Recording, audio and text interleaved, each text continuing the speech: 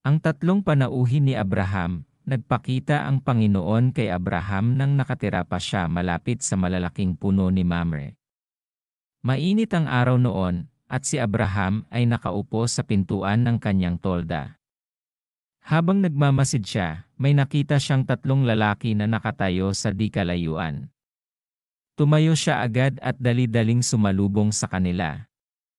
Yumukod siya sa kanila bilang paggalang at sinabi, Panginoon, kung maaari, dumaan po muna kayo rito sa amin. Magpapakuha po ako ng tubig para makapaghugas kayo ng mga paa ninyo at makapagpahinga sa lilim ng punong kahoy na ito.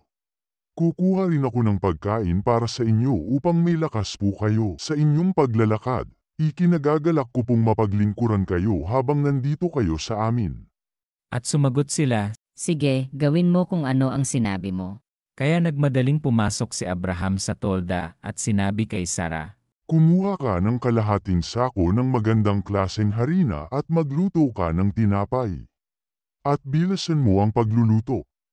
Tumakbo agad si Abraham papunta sa mga bakahan niya at pumili ng matabang guya, at ipinakatay niya ito at ipinaluto sa alipin niyang kabataan.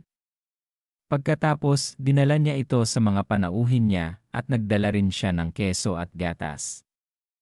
At habang kumakain sila sa ilalim ng punong kahoy, naroon din si Abraham na naglilingkod sa kanila. Ngayon, nagtanong ang mga panauhin kay Abraham. Nasaan ang asawa mong si Sarah? Sumagot siya. Naroon po sa loob ng tolda. Ang isa sa mga panauhin ay nagsabi, Tiyak na babalik ako rito sa ganito ring panahon sa susunod na taon at magkakaroon ng anak na lalaki ang asawa mong si Sarah. Nakikinig pala si Sarah sa pintuan ng tolda na nasa likod lamang ni Abraham. Matanda na silang dalawa ni Abraham at huminto na nga ang buwanang dalaw ni Sarah. Tumawa si Sarah sa kanyang sarili at nag-isip-isip.